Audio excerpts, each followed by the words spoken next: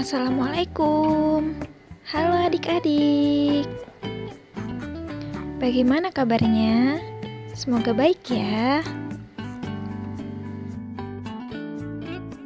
Sebelumnya kami akan perkenalan dulu ya. Yang pertama ada Tasya Nurdiana dengan NIM 050, Aurelia Husna Angelita dengan NIM 053. Kami dari PG PAUD 2020B. Di sini kami akan membahas tentang gender. Gender itu apa sih, Kak? Kita bahas ya.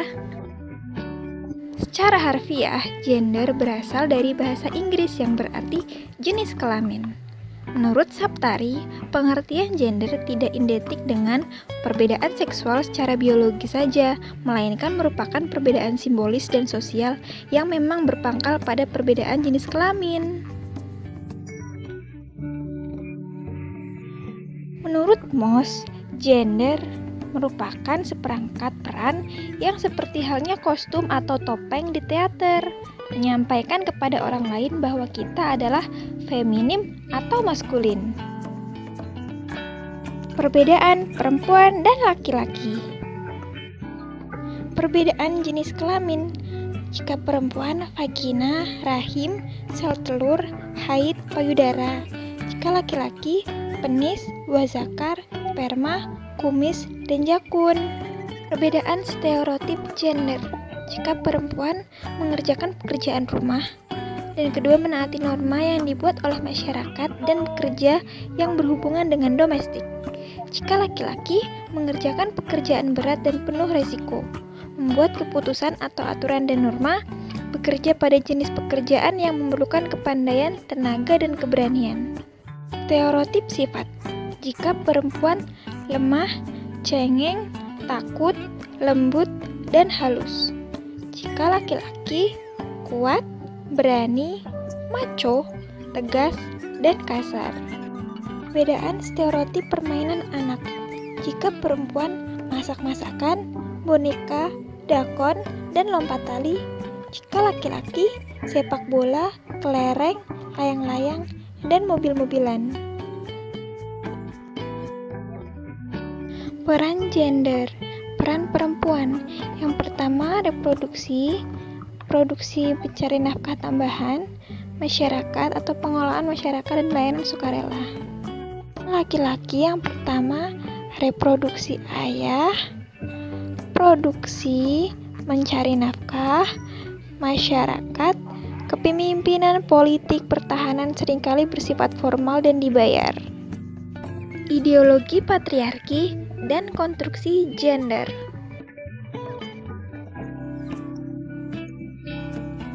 Patriarki merupakan sistem kekeluargaan yang dianut oleh sebagian besar kelompok masyarakat di dunia. Tradisi patriarki berisi seperangkat hubungan sosial anak laki-laki dengan basis materi yang mereka miliki dan saling ketergantungan serta solidaritas di antara mereka yang telah terbangun mapan yang memungkinkan mereka mendominasi perempuan, menurut Irianto.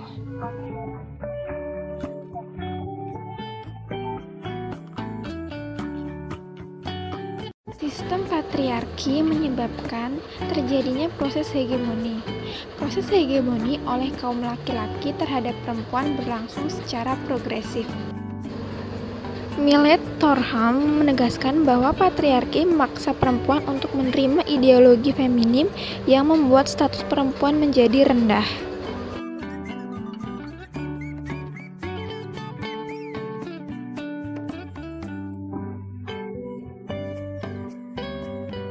Tuan mengemukakan ada 5 bentuk ketidakadilan gender, yakni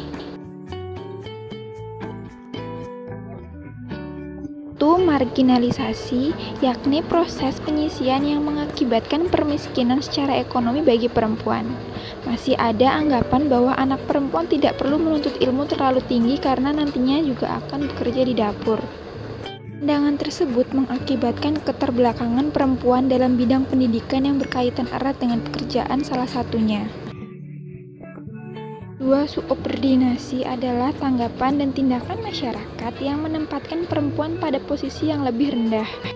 Diskriminasi perempuan di sektor pekerjaan masih tampak pada kenyataan masih adanya pekerjaan perempuan yang mengalami diskriminasi dalam hal pengupahan, kesempatan promosi jabatan. Nah, selanjutnya teman-teman, ada yang dikenal dengan stereotip.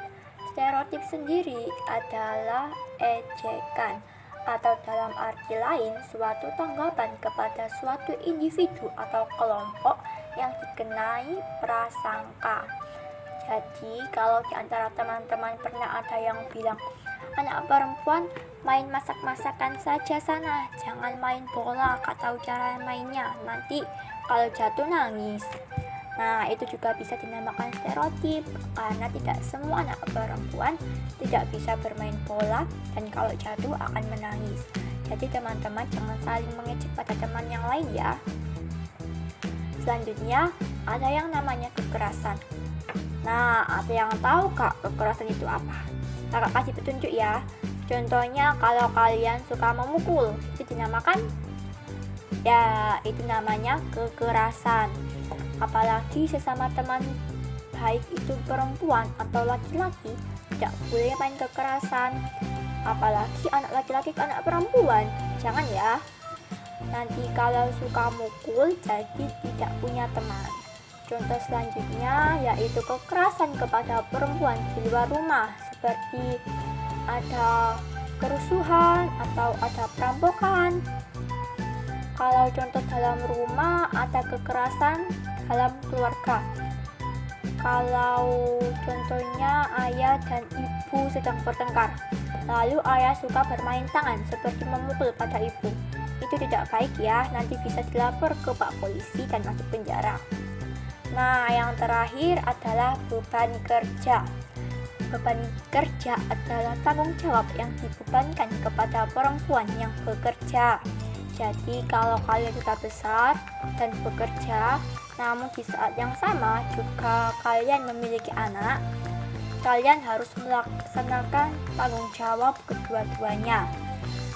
Juga yaitu mencari uang, menjadi ibu, dan menjadi istri. Pengaruh keutamaan gender atau PUG dalam pembangunan.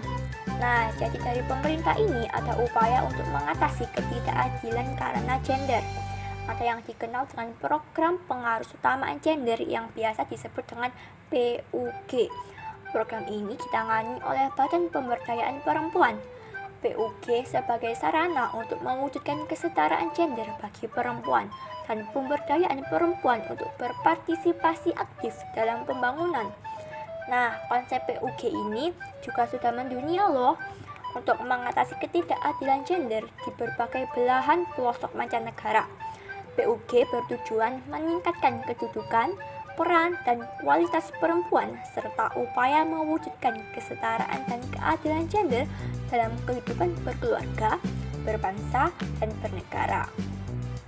Indikator terwujudnya kesetaraan gender antar anggota keluarga ada 4, yaitu pertama, partisipasi aktif seluruh anggota keluarga dalam perumusan, pengambilan keputusan, dan perencanaan kegiatan keluarga lainnya. Yang kedua, melaksanakan berbagai kegiatan keluarga secara merata, tidak berdasarkan pembagian jenis kelamin. Yang ketiga, manfaat yang diperoleh seluruh anggota keluarga secara merata dari hasil pelaksanaan kegiatan. Yang terakhir, akses dan kontrol seluruh anggota keluarga dalam berbagai sumber daya manusia maupun sumber daya alam yang menjadi aset keluarga. Teman-teman, ada yang tahu dengan salah satu pahlawan perempuan di Indonesia yaitu R.A. Kartini. Jadi R.A. Kartini ini adalah salah satu pejuang kesetaraan gender. R.A. Kartini mampu mewarnai semangat perempuan Indonesia untuk keluar dari ketertindasan mendapatkan hak, kedudukan, dan peran yang setara dengan laki-laki. Semangat itu masih ada sampai sekarang. PUG dilaksanakan dalam segala bidang kehidupan, baik di sekolah, bahkan di perguruan tinggi. Jadi teman-teman, kuncinya adalah saling menghargai, tidak boleh saling merendahkan. Perbedaan yang ada jangan sampai menimbulkan perpecahan. Jadi ayo saling menghargai antara laki-laki dan perempuan. Nah, sekian penjelasan singkat dari Kakak Aurel dan Kakak Tasya terkait gender. Teman-teman jangan lupa ya, kuncinya adalah saling menghargai. Sampai di sini pertemuan kita. Sampai jumpa lagi. Wassalamualaikum warahmatullahi wabarakatuh.